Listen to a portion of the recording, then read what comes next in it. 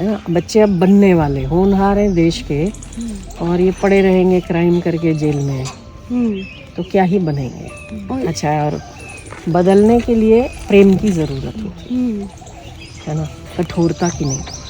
जहाँ पर भी कठोरता होगी वो आदमी विद्रोह करता है।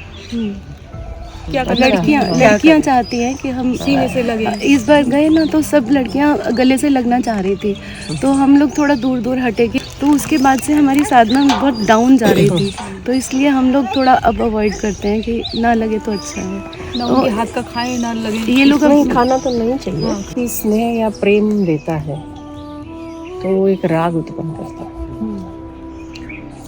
और राग द्वेष तो वैसे ही फंसने वाली चीज़ है।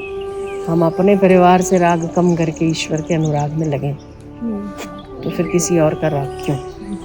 पर अपनी स्थिति ऐसी भी नहीं होनी चाहिए कि अगर कोई गले लग जाए तो अपनी स्थिति डाउन हो कि उसमें परमात्मा नहीं है, तो उसको ईश्वर समझ के, तो फिर वो भक्ति है ना। राग समझ के कि मुझे गले लग रहा, मुझे नहीं लग रहा, तो वो ईश्वर को लग रहा और ईश्वर ही लग रहा है। कहीं ना कहीं उनकी वेदना भी कम होती है, थोड़ा सा लगता है। हाँ ना, तो हम अगर किसी की वेदना कम कर सकते हैं तो हम सेवा कर रहे हैं। तो हमारा जब सेवक भाव है ना, तो सेवक भाव में अहंकार नहीं है, और अहंकार नहीं तो राग नहीं है। अहम में ही तो सारे दिक्कतें हैं।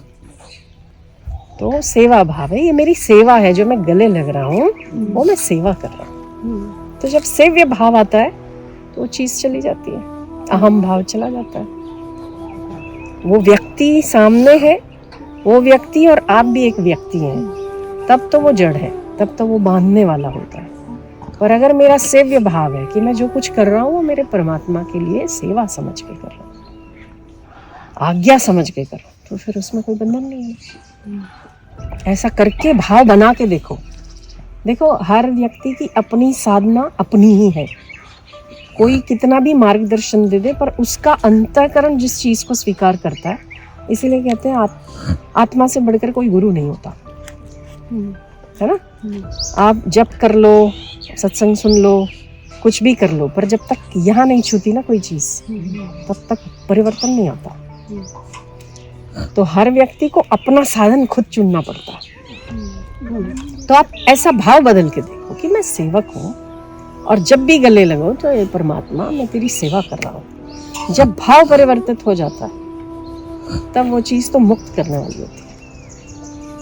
अभी तक हम लोग एक साधक बने हुए ना, साधक हैं, इसीलिए जहाँ वो अहम है साधक होने का, वहाँ वो भी दिखता है। ये बहुत सूक्ष्म बात है। माला करते हैं, माला करते हैं, हम जप करने वाले, तो हम कैसे अभी मैं बन जाता है, कभी हाँ, कभी मैं बन अच्छी जाता। सेवा हो जाती है तो मैं बन जाता है कि आज तो वो बहुत अहम ही तो गिराता है ना। जब अहम नहीं है वहाँ पर, आप देखो बड़े बड़े संत सभी में एक परमात्मा की दृष्टि समझ के कुत्तों को भी गले लगाते। रमण महर्षि थे, वो कुत्ते के गले में हाथ डालते थे। दत्तात्रेय थे, वो कुत्ते के गले में हाथ डालते थे। तो उन्हें ऐसा नहीं हुआ कभी, क्योंकि उनका भाव था कि उसमें भी ईश्वर है। हमारा भाव है कि हम अभी साधक हैं, अभी हम जप कर रहे हैं, अभी लगता है लगता है ना। तो ये कब तक लगता रहेगा, कितने साल तक लगता रहेगा। हम तो छोड़ना ही है ना।